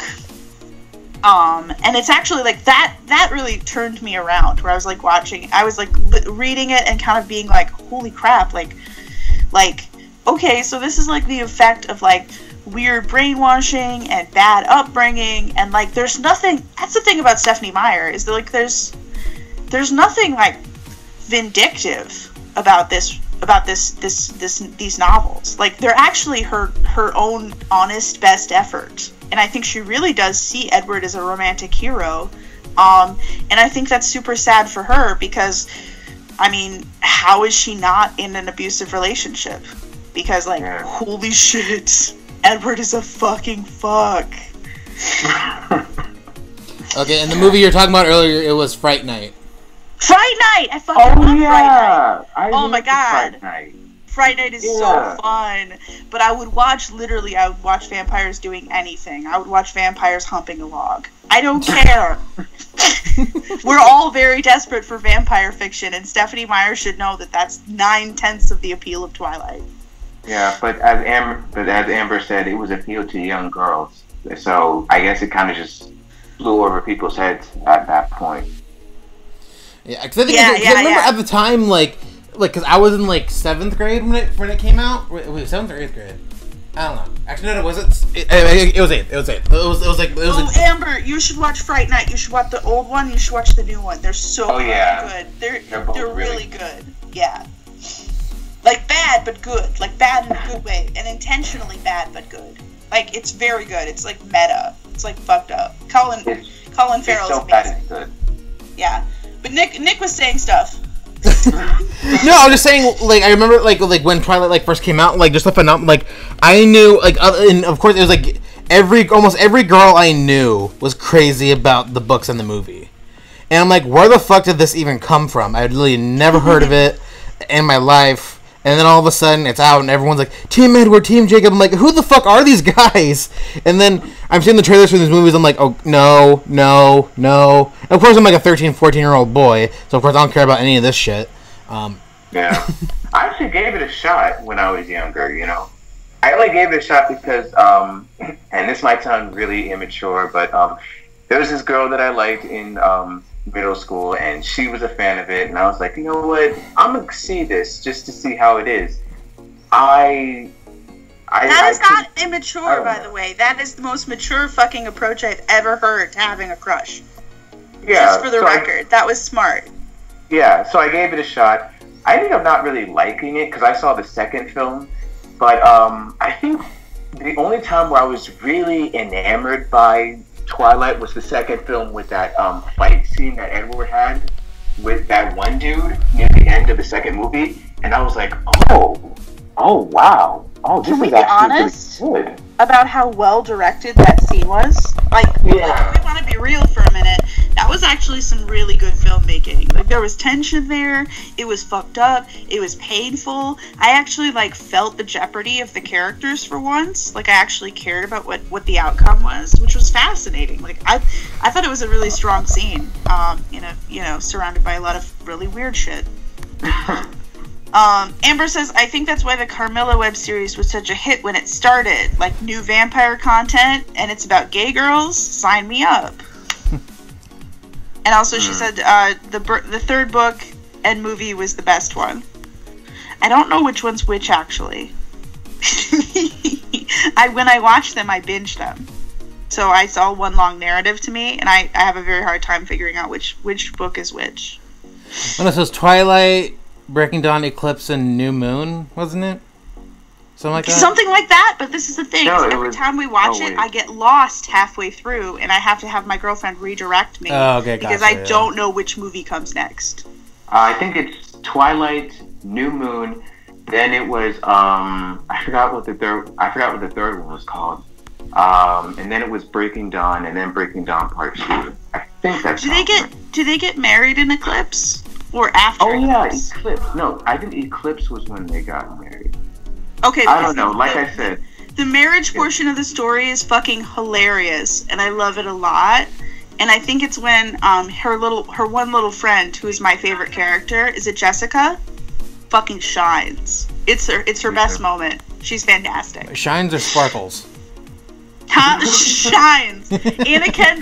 Anna Kendrick is transcendent in that film. Anna Kendrick is in this movie too? Yes, she's the only character. It's like metatextual. She's the only character who literally understands what's happening and is honest about it. She's like the voice of the audience. It's amazing. She's just like standing at this wedding, like being like a snarky bitch, and it's fantastic. She's just like, why are Bella and Edward getting married? Like, obviously she's fucking pregnant. And I was like, oh my god, Jessica, we're best friends. We would be best friends at this wedding. It would be so cool. Jessica's amazing. She's my girl. Yeah. But also, also Rosalie. And everyone who's actually serious. Yeah. But Anna Kendrick's amazing. Yeah. Yeah, she is. I actually know the entire series because of The Crush. So, yeah, I have strange knowledge of Twilight.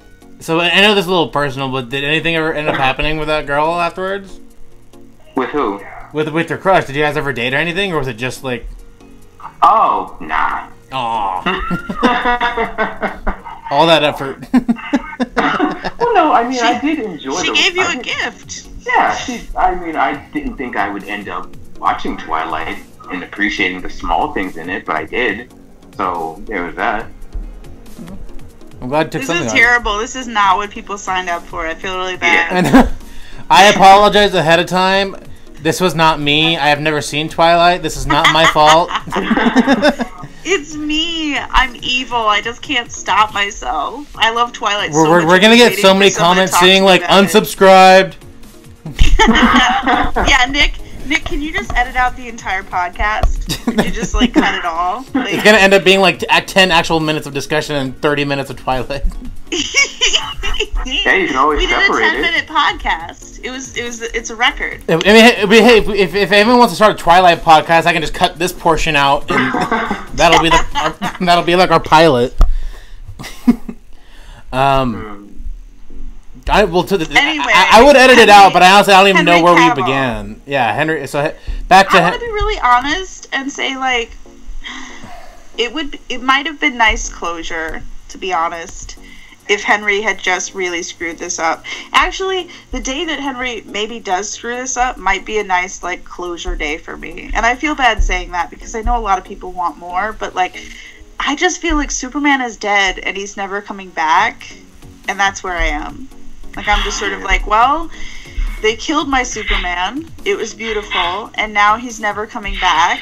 And I mean, like, I don't trust any other director. I don't trust the next guy to pick this up. Like, unless Zack Snyder is coming back to this franchise, I think I can't see it going forward in a direction that I would support. Because especially with WB's attitude about like Man of Steel and Batman vs Superman and how stinky it's been. Yeah, I just don't think that we're getting back there. Yeah, I'm just worried that the only thing that I'm worried about is they're going to forget what Superman stands for as, as a hero, not just what he can do, but what he stands for as a symbol. And I feel like they're going to completely forget about that and then just go right back to, Christopher Reeve era Superman, where it's just, oh, look, as long as Superman's here, he's going to save the day and save everybody.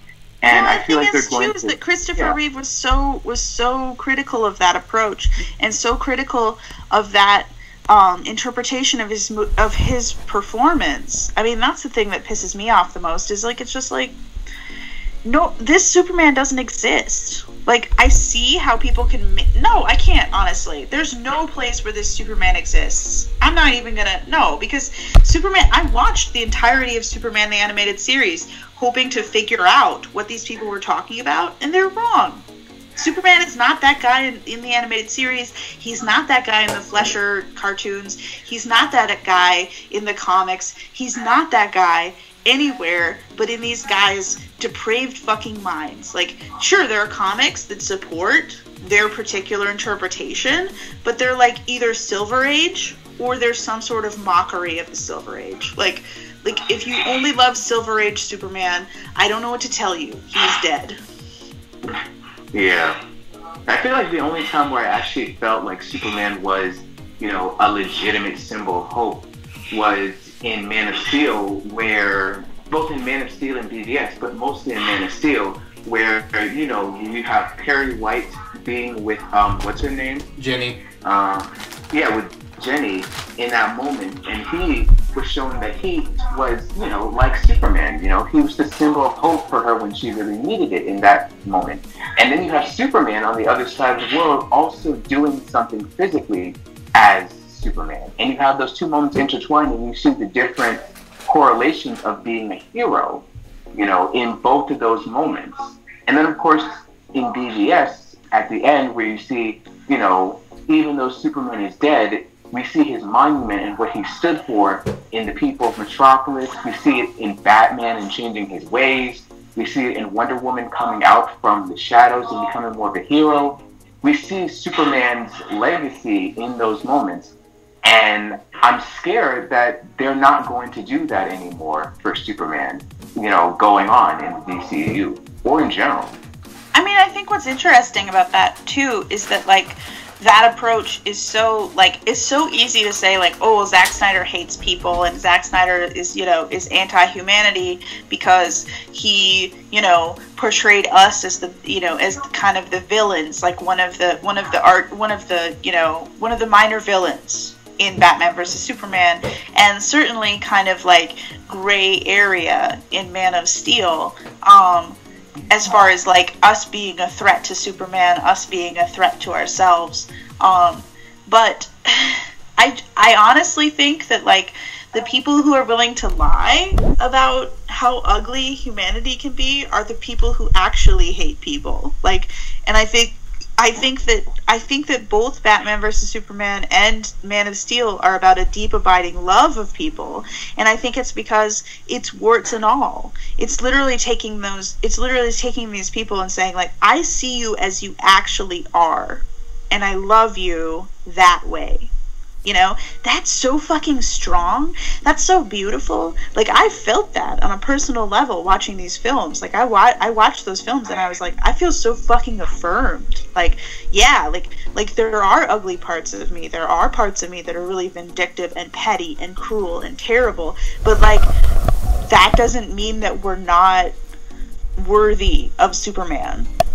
That's really cool. Like, that's really, really powerful. And, like, I think that the anti-humanity approach is actually erasing that ugliness and saying, like, oh, well, people are great. You don't have to improve at all. You're just, you know, you're just better than anything the way that you are. And it's like, well, that sucks. Like, what about for those of us that aren't perfect? What about for those of us that actually see our own flaws? Like, you're basically saying, like, you know, if you're perfect, we love you. Like, awesome. That means nothing to me because I'm not perfect.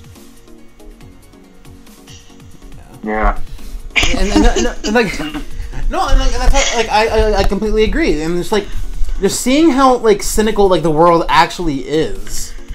And especially in Batman v Superman. I think the reason why people get so upset is because maybe if they want to admit it, they see too much of themselves as the antagonists of the movie. So because, like, oh, how dare Zack Snyder point the finger at me, saying I'm the bad guy? Like, well, it's like watching The Passion of the Christ and being like, whoa, this is just a terrible reflection of people. Like, I don't know what to tell you. You know, it's funny because, like, they have the audacity to say things like that, and then have, like, that, and then in the same breath say, like, oh, DC fans are just like Trump supporters, blah blah blah. You guys are the ones being fucking shitty people. If anything, yeah.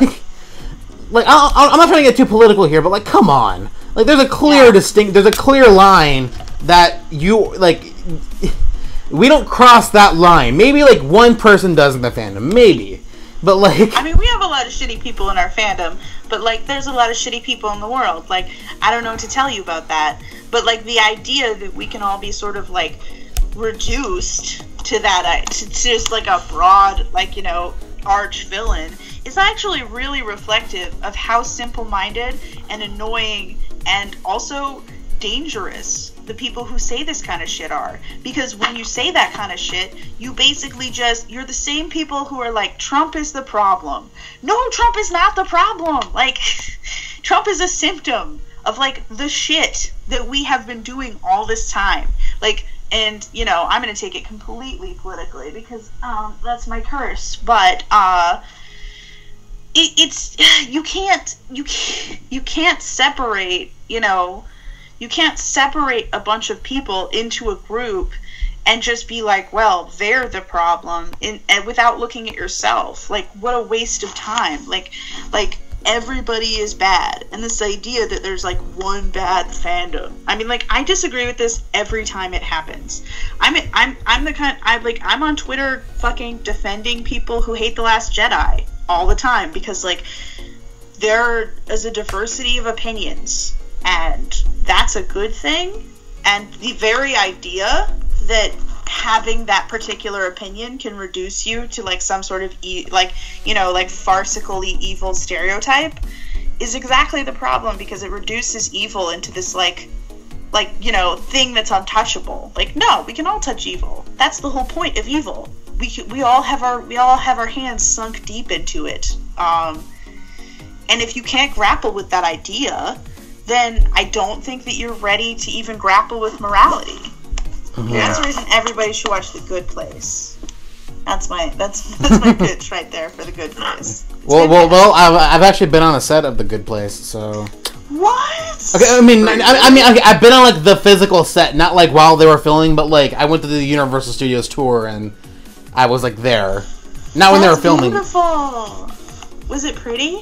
It was cool, but it was like the city set, so it's like the same set. Like, you've seen it in Back to the Future, you've seen it in like a bunch of different places.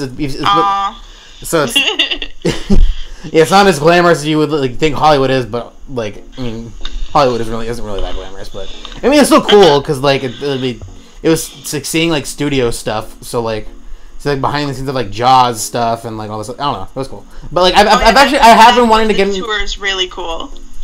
Yeah, and like I really want to see the Warner Brothers one because everyone says like that's the one. Like if you're ever gonna go to anyone, that's the one to see. Because Universal is cool, but like there's this whole like 4D Fast and Furious thing, and I'm just not the biggest Fast and Furious fan. Like I don't hate the franchise, but it's just like not for me. Like I might watch it one day, but like I'm not just like into like just the nonstop action thrillers.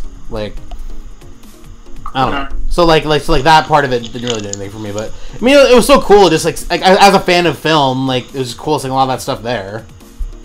Yeah. We gotta catch up on Amber's stuff because we're not reading her at all. Oh, I'm so sorry, Amber.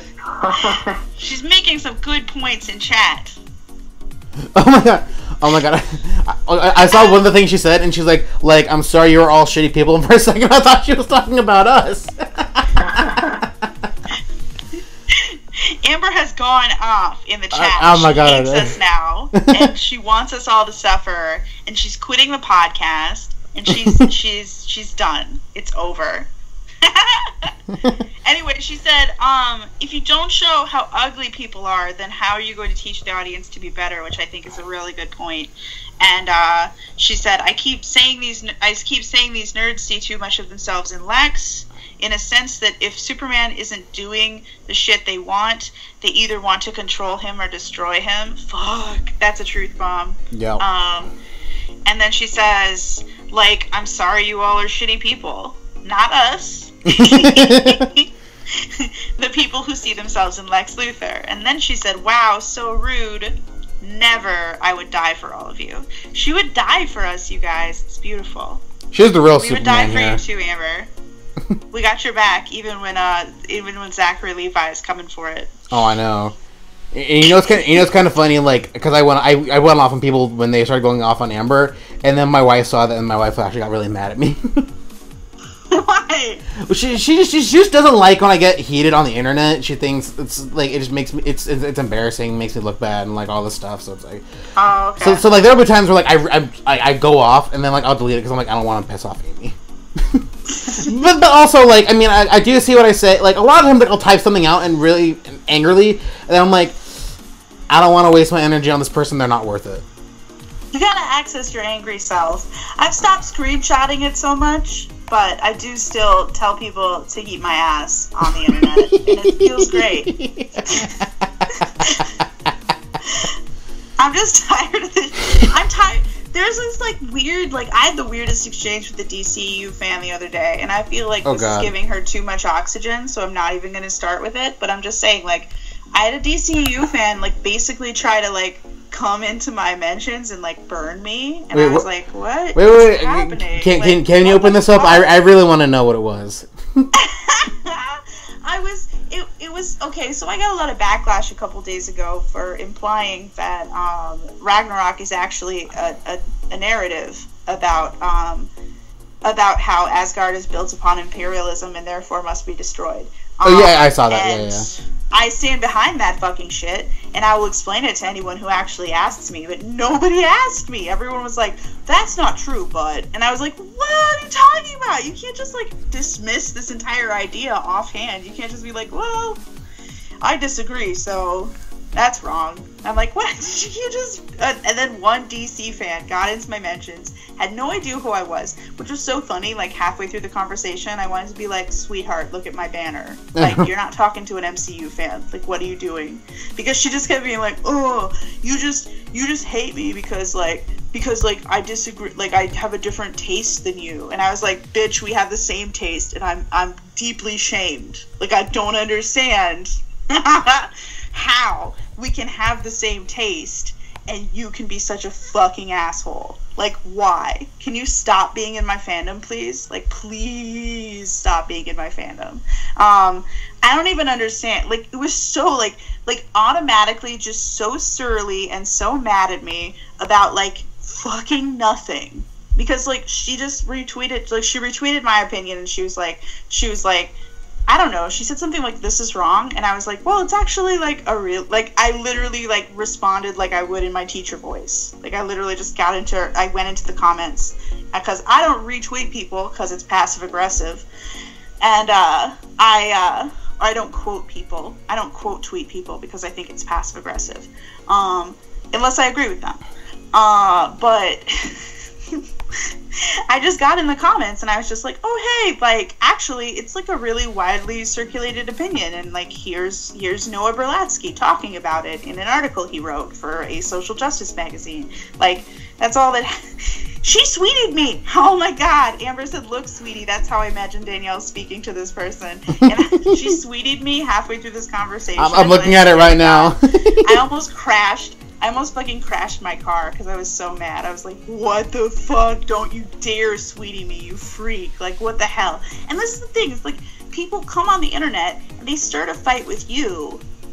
And then they'll start being like, oh, are you mad? And I'm like, what's happening? Like, and I like how she's the one who's like, it's nothing to do with me. I'm just telling you to shut up. Like, I literally just was like, literally, I dismissed her. Like, she was like, sensitive I gave her much? this article, and I thought we were gonna have a conversation, and then she was like, oh, good for you? And I was like, what's your fucking problem? Okay, bye. And then she was like, oh, you can't even have a conversation. And I was like, this isn't a conversation, you're a fucking asshole. Goodbye. It was amazing. Like, and I just, like, this is the kind of shit, like, this is the kind of shit that, first of all, makes our fandom look stupid. Makes our fandom look absolutely like we have no ground to stand. And it's always the fresh faces, too, that start this, yeah. I think is an MCU fan.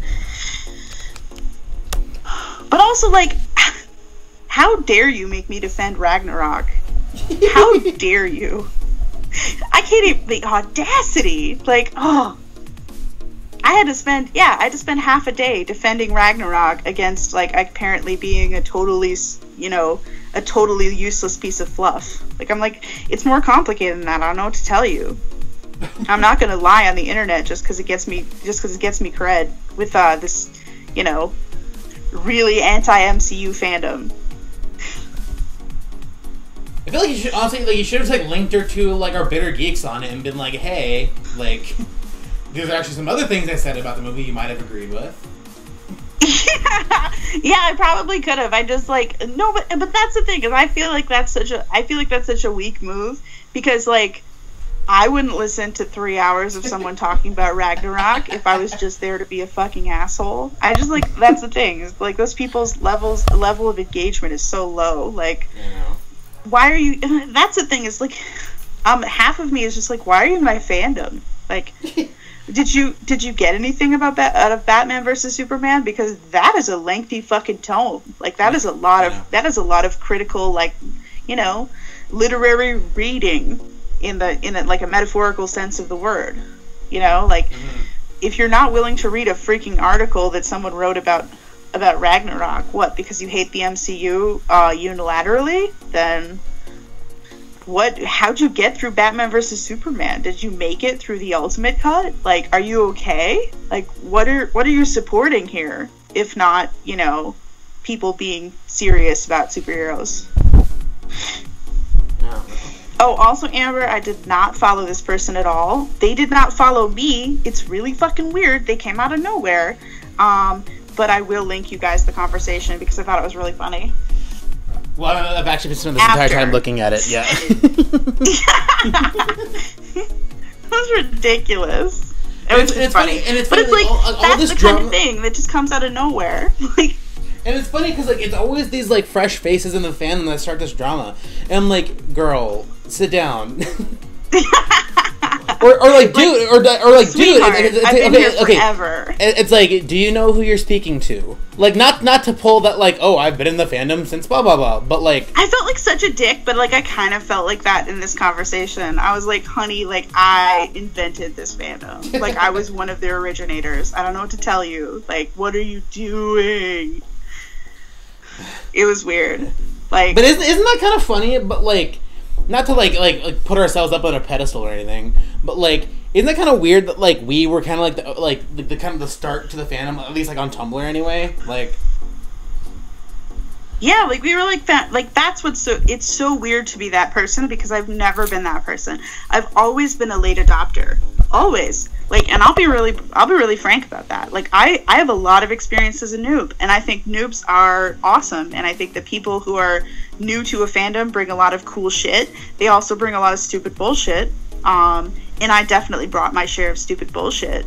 It's just that in this situation, I'm actually in a position where I'm kind of like I was here when this was born. Like, it's, you know, I've been through all of it. Like, it's not remotely, like, even, it's a really weird position to be in because I'm just sort of looking at all these people and being like, you guys, like, wow. Like, a lot of this ground has been hashed and rehashed, and I don't really. Like, almost like sometimes I want to just be like, do you know who you're speaking to? Like, like I am the Nerdy Nick. I am the true Man of Steel. Nerdy Nick. That's beautiful. But it's funny because, like, I never pull that clout. Like, I'll see people on here who have, like, thousands of followers on here, and people listen to stuff all the time, and I'm like, oh, fine, whatever. But, like, back when I was on Tumblr, like, all day, every day, and people would always be, like, engaging with me, and I'm like, oh, it's okay. Like, they're just fans and blah blah blah. Like, they just want to hear what I have to say. Yeah, no, when we're talking about clout, it's really weird because I think people think that I have a lot of followers. Like, in general. I think people think that, like, I have a lot of, like, visibility in the fandom. And it's like, you know, not to ruin my mystique. I'm always really paranoid about ruining my mystique, but, like, not many people follow me, like, for the record. Like, on Twitter, it's like common knowledge that not many people follow me. Like, not many people are interested in what I have to say on Twitter. Cool, whatever. That's good. Same here. Because I talk a lot of shit on Twitter. And honestly, I probably wouldn't have that many followers left if they were all paying attention. But on Tumblr, like, I've been part of some really popular posts, but it's never got me anywhere. Like, literally, everybody's on DC, you know, in the DC fandom is, like, sharing their follower numbers, and I'm like, that's crazy. That's a crazy number of followers. Like, I wouldn't even know what to do with that following. I'm actually really glad that, like, you know, I have, like, a little bunch of people that follow me, and honestly, I follow most of them back. It's not even a thing. It's really weird. Yeah, like, I'm honestly, like, super selective about who I follow. Like, I only follow 78 people. Wow. Oh my god. Yeah, I mean, I only have 193, which is, I mean, it isn't much, but like, that's beautiful though, because like, then you actually see everybody's content. That's exactly, the thing that I feel like, bad, is that I'm like an equal opportunity follower, but then I don't see anybody's updates half of the time because I'm not willing to scroll endlessly. Mm-hmm. And plus, and also, there are some people who I don't follow, but I see their stuff on my dash like all day, every day, anyway. So like, I don't really feel the need to follow them. So like, it's weird because like I'll get like a basic, I'll get like every aspect of the DCEU fandom because like for the most part everyone follows each other. So I see like the same like tweets again and again and again from the same people. So that's like, true. It's a lot of repetition for me too. Amber says I post more than just DC, so like I have a bunch of followers, but because I post so much varied shit. That's really funny because like I feel like the opposite is true of me. Like I didn't start actually gaining followers until I just decided that I was a superhero blog. Like I did my personal blog stuff for a really long time, and then I sort of was like, well, like nobody really knows what I am or who I am, and I was like, well, if this is just like a dumb product and it doesn't say anything about me as a person, which I like the idea of. I like the idea that my blog doesn't like, you know, reflect my personality at all. It just reflects like one facet of it. That I'm really comfortable with that. It makes me feel like more, I don't know, apart from it. And I think like having arm's length when it comes to Tumblr is sometimes really, really healthy because a lot of parts of Tumblr are a little bit dangerous. But I didn't know. Nobody started following me until I started like filling a niche. Like until I started being like, this is who I am. Like I'm you know, superhero media and feminism. That's what I am. Yeah. And then everybody started following me, and I got like a big follower boost, and like, you know, it grows like fairly steadily, but it drops off a lot too. Yeah. Especially when I talk shit about Elicity or something. Oh God. It's amazing the hit I took after I made that stupid Elicity joke. Nobody even reblogged it. It wasn't even popular. I literally sent it to my girlfriend because I was like, this is hilarious. It's my favorite pun ever. And nobody reblogged it. Everyone hated it. You need to laugh. I was like, read this and laugh. She was like, okay. Haha. You know, it's funny because like occasionally like there was like this one time I got in a full, and this was like almost, I would say, almost 3 years. Okay, I remember it was because like Stephen Amell tweeted a picture of like it was the crossover, the first like 4-way crossover between the shows, and it was like the Arrow's 100th episode where like he had the dream world of marrying Laurel, and he posted a picture of him and Laurel in the wedding dress, and all these fans were like, oh, how dare you? And I'm like, oh my god, and at that point I'm like, you know what, fuck it, I'm tired of these people. So I went off on this girl, and occasionally I'll get like 10 likes on this one tweet I made in arguing with these people. I'm like, how are you finding this post? Like, I don't know, it's weird. But like for me too, like my most popular posts are so random. Like I felt like maybe making a post about my most popular posts because I think people would be super surprised. Because no one really knows, right? There's no way to know. But like I know because they pop up on my dash all the time. And like it's really weird what I have like huge numbers for. And like what is it? The posts that have gone viral. A dumb joke that I made it after Wonder Woman came out. Wait, is one of my most popular posts ever. What did it say? Literally, it's been reblogged like God, is it like 100,000 yet? What? It's crazy. Like everybody in their mom has reblogged this post. It's wild. I think it's a play on that stupid meme, like the sometimes a family is 5 dads. Wait, I gotta find.